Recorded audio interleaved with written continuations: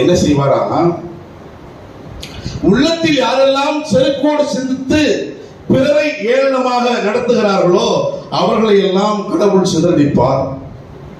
மரியம்மா சொல்றாங்க அந்த குழந்தைக்கு. கடவுளுடைய செயல்பாடு அது.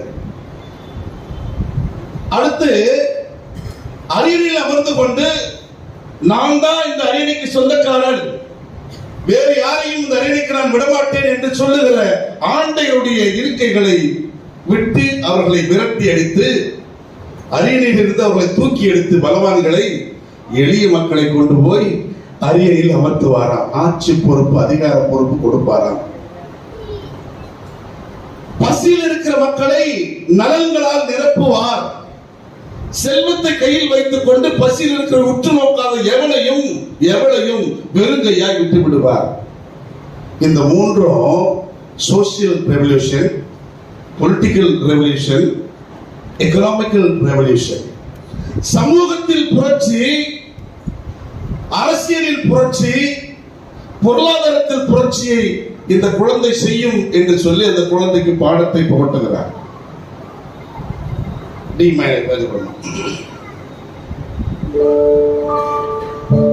தலைமுறை தலைமுறை எளியோர் வாழ்விலே இரக்கம் காட்டி வரும் நீதி வேந்தரே, அரியணை ஆண்டைகள் ஓட்டம் காணவே எளியரை உயர்த்திடும் ஏழை மாந்தரே.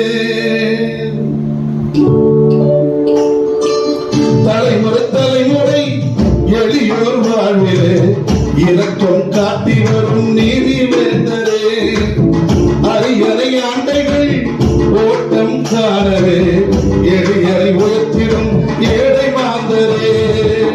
வலியவர் நிறைக்கான பசியாற்றுவீர், வலியவர் மனம் மாற திசை காட்டுவீர்.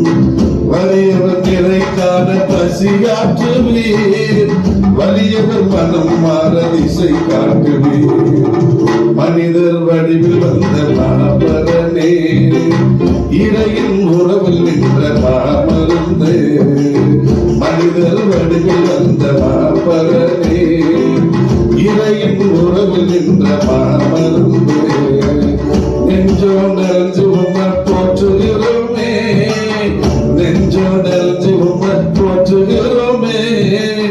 உறவே கூடு பாடு அல்லேலூயா அல்லேலூயா அல்லேலூயா அல்லேலூயாவே, அல்லேலூயா அல்லேலூயா அல்லேலூயாவே.